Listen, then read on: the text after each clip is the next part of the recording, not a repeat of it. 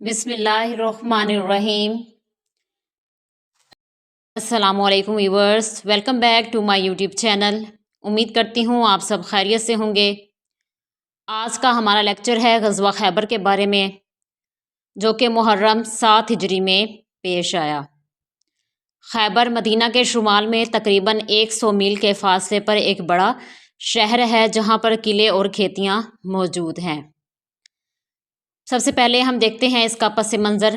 اللہ تعالیٰ نے بنی نوع انسان کے لیے نبی کریم صلی اللہ علیہ وآلہ وسلم کو رحمت للعالمین بنا کر بھیجا۔ آپ وسلم ہجرت کے بعد یثرب تشریف لائے تو اس سے قبل یثرب میں اوس اور خزرج کے 2 قبائل آباد تھے۔ ان کے علاوہ یہودیوں کے 3 قبیلے بنو قینقاع، بنو نذیر اور بنو قریظہ بھی آباد تھے۔ حضور صلی اللہ علیہ وسلم نے مدینہ میں سب سے پہلے میثاق مدینہ کے ذریعے یہودی قبائل کے ساتھ دوستی کا ہاتھ بڑھایا، اور یہاں کے سارے باشندے بغیر امتیاز و مذہب و نسب امن و آتشی کی زندگی بسر کرنے کے لیے یہ معاہدہ کیا گیا۔ لیکن وقت گزرنے کے ساتھ ساتھ غزوہ بدر، غزوہ احد اور غزوہ خندق میں انہوں نے معاہدے کی خلاف ورزی کی، جس کی وجہ سے حضور صلی اللہ علیہ وسلم نے ان کو مدینہ سے نکال دیا اور یہ خیبر میں جا کر آباد ہو گئے اور وہاں مسلمانوں کے خلاف سازشیں کرنا شروع کر دیں۔ اس کے بعد ہم دیکھتے ہیں غزوہ خیبر کے اسباب، کہ کیا اسباب تھے، کیا وجوہات تھیں جن کی وجہ سے یہ غزوہ پیش آیا۔ سب سے پہلے ہے مدینہ سے جلا وطنی کا بدلہ۔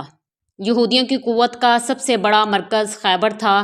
جب حضور صلی اللہ علیہ وآلہ وسلم نے مدینہ کے یہودیوں کو جلا وطن کیا تو وہ بھی خیبر میں جا کر آباد ہو گئے، مسلمانوں کے خلاف سازشوں میں مصروف ہو گئے۔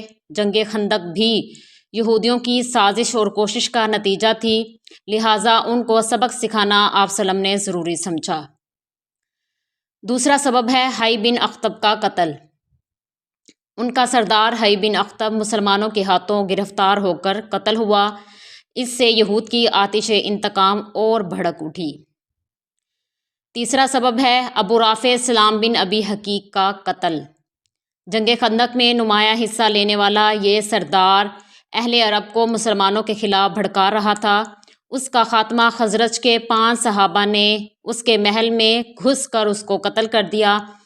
اس کے انتقام کی آتش بھی یہودیوں کو مقابلے کے لیے اکسا رہی تھی۔ چوتھا سبب ہے بنو غطفان کے ہمراہ مدینہ پر حملہ کی تیاریاں۔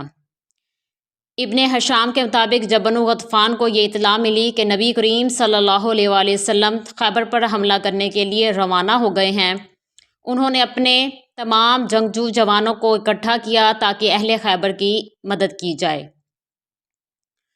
جب وہ خیبر کی طرف ایک منزل طے کر چکے تو انہیں پیچھے سے شور سنائی دیا کہ کسی نے ان کے اہل و عیال پر حملہ کر دیا ہے۔ انہیں یہ خطرہ تھا کہ کہیں مسلمانوں نے ان کے اہل و عیال کو بے یار و مددگار پا کر ان پر دھاوا نہ بول دیا ہو۔ اس خیال سے وہ گھبرا گئے اور آخرکار انہوں نے فیصلہ کیا کہ خیبر کے یہودیوں کی امداد کے لیے آگے بڑھنے کی بجائے بہتر یہی ہے کہ وہ واپس پلٹ جائیں اور اپنے اہل و عیال کی حفاظت کریں۔ انہوں نے خیبر کے یہودیوں کو ان کے حال پر چھوڑ دیا۔ پانچواں اور فوری سبب جو بنا وہ تھا اسیر بن رزام کی غداری۔ حضور صلی اللہ علیہ وسلم نے اس کے ساتھ مصالحت کی گفتگو کے لیے حضرت عبداللہ بن رواحہ رضی اللہ تعالیٰ عنہ کو بھیجا تاکہ وہ اسے مدینہ ساتھ لائے۔ اسیر بن رزام 30 سواروں کے ساتھ اسلامی وفد کے ہمراہ روانہ ہوا۔ کیونکہ یہودیوں کا اعتبار نہ تھا، اس لیے ہر یہودی کے ساتھ ایک مسلمان سوار تھا کہ وہ اچانک حملہ نہ کر دیں۔ راستے میں اسیر نے غداری کی اور بے خبری میں حضرت عبداللہ بن رواحہ کی تلوار چھیننا چاہی۔ عبداللہ بن رواحہ رضی اللہ تعالیٰ عنہ نے ان کی ٹانگ کاٹ دی اور باقی صحابہ نے اپنے اپنے ردیف یہودی کو قتل کر دیا۔ صرف ایک یہودی زندہ بچا۔ یہ تھے غزوہ خیبر کے اسباب۔ اس کے بعد ہم دیکھتے ہیں غزوہ خیبر کے واقعات۔ سب سے پہلے ہے خیبر کی طرف روانگی۔ حضور صلی اللہ علیہ وآلہ وسلم نے محرم 7 ہجری کے آخر میں خیبر پر لشکر کشی کا ارادہ کیا اور عازم خیبر ہو گئے۔ اللہ تعالیٰ نے اس فتح کی خبر صلح حدیبیہ کے موقع پر دے دی تھی۔ آپ صلی اللہ علیہ وآلہ وسلم نے اس مہم کو اصحاب حدیبیہ کے لیے مخصوص فرما دیا۔ روانگی کے وقت مسلمانوں کی تعداد 1500 تھی، ان میں 300 سوار تھے۔ خیبر میں داخل ہوتے وقت حضور صلی اللہ علیہ وسلم کی دعا۔ جب یہ قدوسی قافلہ خیبر میں داخل ہوا تو آپ صلی اللہ علیہ وسلم نے دعا کی اللہ تعالیٰ سے کہ اے اللہ، اے آسمانوں اور جن چیزوں پر سایہ فگن ہیں ان کے رب، اے سات زمینوں اور جو انہوں نے اوپر اٹھایا ہوا ہے ان سب کے رب، اے شیطانوں اور جن کو انہوں نے گمراہ کیا ان سب کے رب، اے ہواؤں اور جن کو وہ اڑا رہی ہیں ان سب کے رب، ہم تجھ سے ان کے اس گاؤں کی خیر اور اس کے باشندوں کی خیر کا سوال کرتے ہیں، اور ہمیں اس گاؤں کے شر اور اس کے رہنے والوں کے شر سے پناہ مانگتے ہیں۔ پھر آپ صلی اللہ علیہ وسلم نے فرمایا اللہ کا نام لے کر آگے بڑھو۔ اس طرح آپ صلی اللہ علیہ وسلم خیبر میں داخل ہو گئے۔ خیبر میں 6 یا 8 قلعے تھے، ان میں کچھ نطات کے قلعے تھے، کچھ شک کے قلعے تھے اور کچھ قتیبہ کے قلعے تھے۔ سب سے پہلے ہم دیکھتے ہیں نطات کے قلعوں کی فتح۔ نطات کے قلعوں میں سب سے پہلا قلعہ جو مسلمانوں نے فتح کیا وہ قلعہ نائم تھا۔ اس کے بعد ہے قلعہ حصن صوب۔ قلعہ نائم کو فتح کرنے کے بعد مسلمانوں نے قلعہ صوب، جو یہودیوں کا دوسرا سب سے بڑا مضبوط قلعہ تھا، اس پر حضرت حباب بن منظر انصاری رضی اللہ تعالیٰ عنہ کو کمان دے کر حضور صلی اللہ علیہ وآلہ وسلم نے اس قلعے پر حملے کا حکم دیا۔ 3 روز تک اس کا محاصرہ جاری رکھا۔ تیسرے دن اس قلعے کو رسول اللہ کی خصوصی دعا کے ساتھ فتح کر لیا گیا۔ اس کے بعد ہے قلعہ زبیر کی فتح۔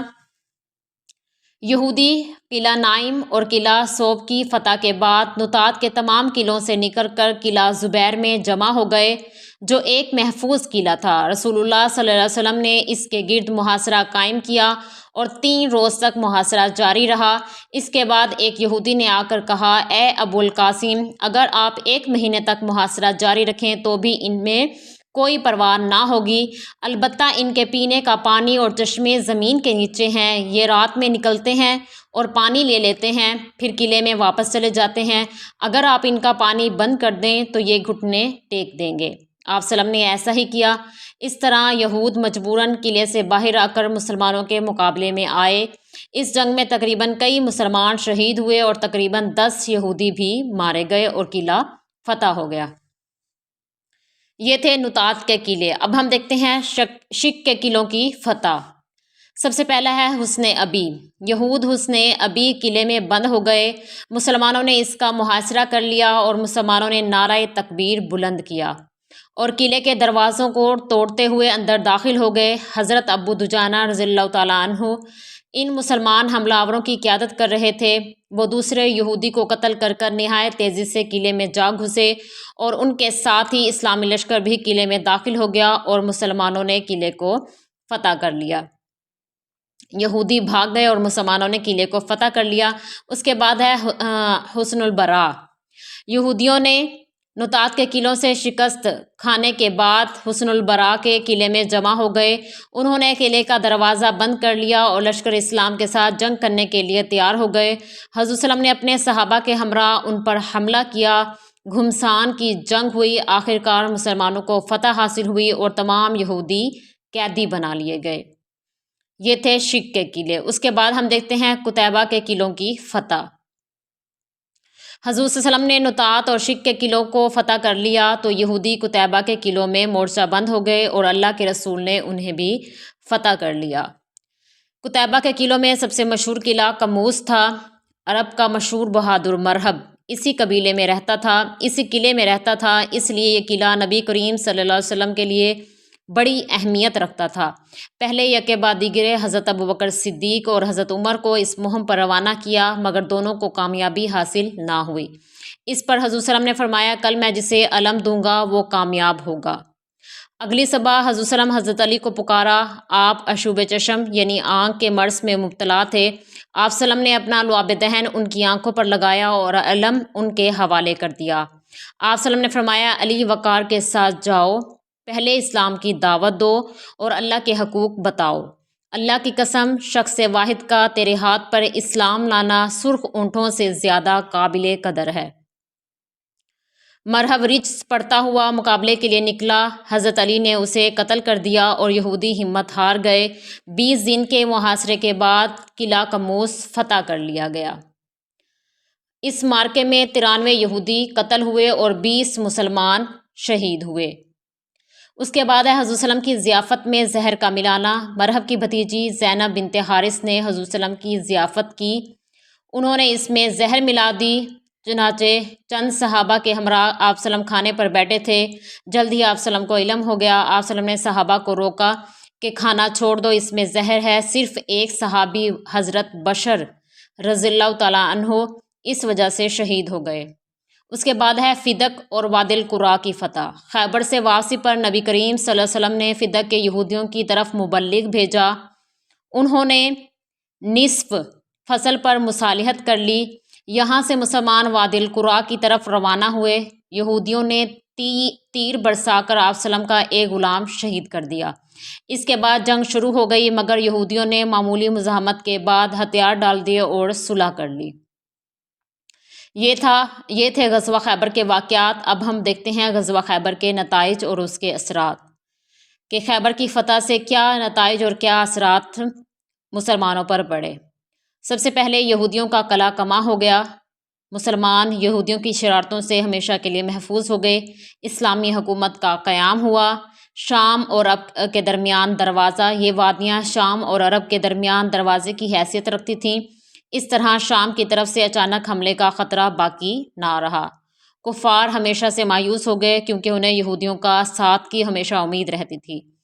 یہاں سے مسلمانوں کو بے پناہ مال غنیمت حاصل ہوا اور ایک وسیع زرعی علاقہ زیر قبضہ آ گیا۔